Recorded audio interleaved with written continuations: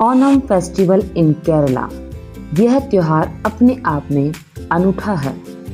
भारत सरकार इस रंग बिरंगे त्योहार को अंतर्राष्ट्रीय तौर पर बढ़ावा दे रही है। जी हाँ, मैं बात कर रही हूँ जाने माने त्योहार ओणम के बारे में, जो एक मलयाली त्योहार है, जो किसानों का फेस्टिवल है, लेकिन सभी लोग ही वहाँ के इसे मनाते हैं। एंड यू नो कहाँ के? केरला के पीपल। ओणम फेस्टिवल के दौरान केरला में लोकल हॉलिडे भी होता है। यहाँ इस दौरान 4 दिन की छुट्टी रहती है। इस त्योहार की प्रसिद्धता को देखते हुए 1961 में इसे केरल का नेशनल फेस्टिवल भी घोषित कर दिया। ओणम का त्योहार समस्त केरल में 10 दिनों तक मनाया जाता है। भारत सरकार इस त्योहार को बेहद मान्यता भी देती है। यदि पिछले कई वर्षों के डाटा को एनालाइज करें तो आप देखेंगे कि ओणम फेस्टिवल के दौरान देश विदेश के पर्यटक केरल आते हैं और ओणम फेस्टिवल का वह भी आनंद लेते हैं। ऐसा कहा जा सकता है कि ओणम फेस्टिवल की सीमा केवल अब केरल न रहकर देश विदेश तक भी जा चुकी है। जी हाँ, भगवान का देश कहे जाने वाले केरल को देखने के लिए ओणम के दौरान सबसे अधिक लोग केरला आते हैं। भारत में तरह तरह के धर्म के लोग रहते हैं, ये हम सभी जानते हैं। यहाँ सभी धर्मों के अपने अपने त्योहार हैं। त्योहार तो देश के हर कोने में मनाए जाते हैं, जैसे 15 अगस्त, 26 जनवरी, 2 अक्टूबर, आई मीन टू से गांधी जयंती।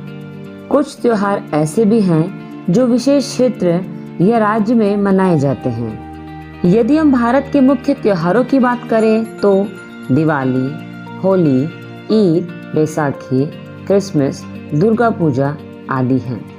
ये सभी त्योहार अपना एक प्राचीन इतिहास लिए हुए हैं। इन सभी त्योहारों को भारतवर्ष में बड़े जोर शोर से मनाया जाता है। यदि हम दिवाली की बात करें तो ये देश का सबसे बड़ा त्योहार माना जाता है। मुख्य रूप से उत्तरी भारत का तो ये बहुत बड़ा त्योहार है। कलकत्ता की बात करें तो दुर्गा पूजा वहाँ का प्रसिद्ध त्योहार है। पंजाब में बैसाखी मुख्य त्योहार है। ईद का भी अपना ही एक विशेष महत्व है। ईद की मिठास हमारे पूरे भारतवर्ष में प्रसिद्ध है, उसकी सेवइयों के साथ। और जब हम बात कर ही रहे हैं राज्यों के विशेष त्योहारों की, तो भला ओणम त्योहार पीछे कैसे रह सकता है। दक्षिण भारत के केरल में ओणम त्योहार उत्तर भारत की दिवाली जितना ही महत्वपूर्ण है। ओणम जैसे खूबसूरत त्योहार को मुख्य रूप से केरल राज्य में मनाया जाता है, जहां इसे बड़ी धूमधाम से हिंदू धर्म के द्वारा मनाया जाता है। ओणम का त्योहार मलयालम सोलर कैलेंडर के अनुसार चिंगम महीने में मनाया जाता है। यह मलयालम कैलेंडर का पहला महीना होता है। जी हाँ, 10 दिन का यह त्योहार अपने आप में अनूठा और बेमिसाल है। यहाँ पर इस त्योहार में बहुत तरह के आनंददायक गतिविधियाँ सेलिब्रेट की जाती है, जैसे boat race, rangoli, food festival and रिश्तेदारों को अपने यहाँ पर तरह तरह का भोजन कराना। यदि भोजन की बात की जाए तो ओणम फेस्टिवल में बहुत ही टेस्टी और बहुत ही भिन्न भिन्न प्रकार की वैरायटीज वाला खाना सर्व किया जाता है। वो सभी केरल की ट्रेडिशनल रेसिपीज एंड डिशेस होती हैं। ओणम त्योहार की खूबसूरती अपने आप में बहुमूल्य और अवर्णनीय है। Let's move to know the significance of Onam festival in Kerala. Onam एक प्राचीन त्योहार है जो अभी भी आधुनिक समय में बड़े ही हर्ष और उल्लास के साथ मनाया जाता है। ओणम के साथ साथ चिंगम महीने में केरल में चावल की फसल का त्योहार होता है और वर्षा के फूलों का भी त्योहार मनाया जाता है। आगे बढ़ते हुए अब हम आपको ओणम त्योहार से जुड़ी एक ऐतिहासिक कहानी के बारे में भी बताएंगे। यह कहानी है असुर राजा महाबली एवं भगवान विष्णु की।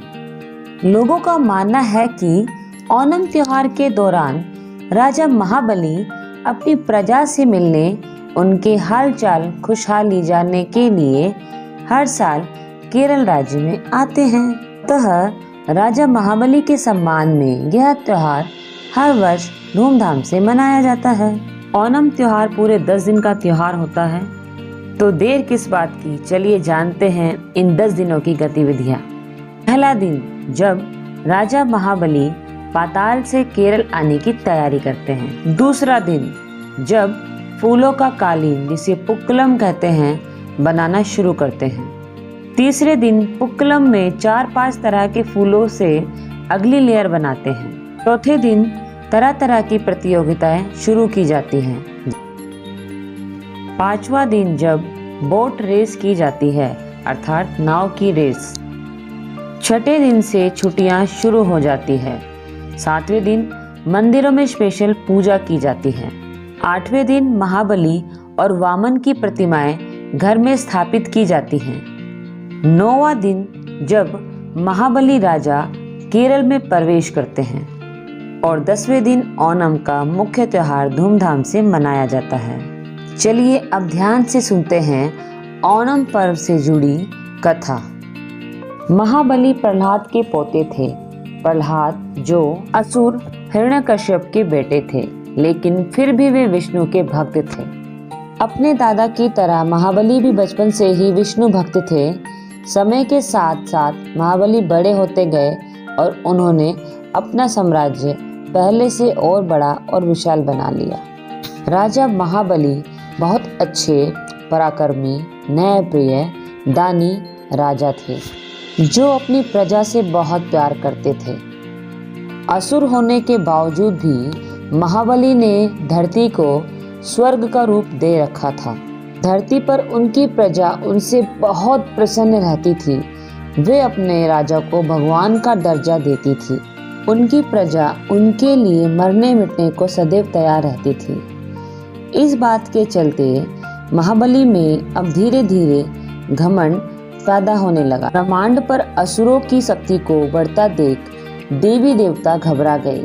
उन्होंने विष्णु जी के पास जाने का फैसला किया और भगवान विष्णु जी से मदद मांगी, जिसके लिए भगवान विष्णु जी तैयार हो जाते हैं। भगवान विष्णु महाबली को सबक सिखाने के लिए और सभी देवी देवताओं की मदद करने के लिए माता अदिति के पुत्र के रूप में वामन बनकर जन्म लेते हैं। ये विष्णु जी का 5वां अवतार होते हैं। एक बार महाबली इंद्र से अपने सबसे ताकतवर शस्त्र को बचाने के लिए नर्मदा नदी के किनारे अश्वमेध यज्ञ करते हैं। इस यज्ञ की सफलता के बाद तीनों लोकों में असुर शक्ति और अधिक ताकतवर हो जाती। महाबली कहते हैं कि इस यज्ञ के दौरान उनसे जो कोई कुछ भी मांगेगा वह उसे दे दिया जाएगा। इस बात को सुन वामन इस यज्ञशाला में आते हैं। महाबली ब्राह्मण के पुत्र होने के नाते वामन को पूरे सम्मान के साथ अंदर लाते हैं और वामन से पूछते हैं कि वह उनकी किस प्रकार से मदद कर सकते हैं। वामन मुस्कुराते हुए कहते हैं कि कुछ ज्यादा नहीं, बस मुझे तो 3 डग जमीन दे दो। ये बातें सुनते ही महाबली के गुरु समझ जाते हैं कि यह कोई साधारण बालक नहीं है। वे महाबली को उनकी इच्छा पूरी ना करने को कहते हैं, लेकिन महाबली एक अच्छे राजा थे। वे अपने वचनों के पक्के थे। उन्होंने वामन को हाँ कर दिया।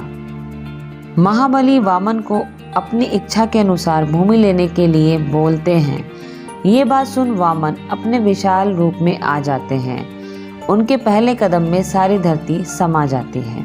दूसरे कदम में स्वर्गलोक आ जाता है।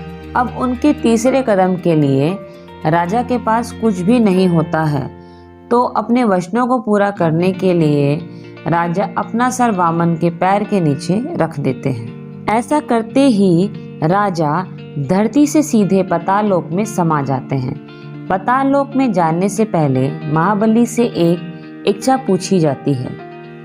महाबली विष्णु जी से मांगते हैं कि हर साल धरती में ओणम का त्योहार उनकी याद में मनाया जाए और उन्हें इस दिन धरती में आने की अनुमति भी दी जाए, ताकि वे यहाँ आकर अपनी प्रजा से मिलकर उनके सुख दुख को जान सके।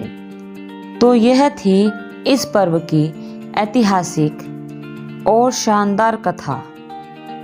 वैसे तो ओणम का त्योहार 10वें दिन खत्म हो जाता है, लेकिन कुछ लोग इसे आगे 2 दिन और मानते हैं, जिसे तीसरा एवं चौथा ओणम कहते हैं। इस दौरान वामन एवं महाबली की प्रतिमा को नदी में विसर्जित किया जाता है। पुक्कालम को भी इस दिन हटाकर साफ कर देते हैं। 10-12 दिन का त्योहार हर्षोल्लास के साथ खत्म किया जाता है, जिसे केरल का हर इंसान बहुत मन से मनाता है। इस रंग बिरंगे अनोखे त्योहार में पूरा केरल जगमगा उठता है। उम्मीद करती हूँ दोस्तों, ओणम के इस पावन त्योहार से आपने बहुत कुछ सीखा व जाना होगा।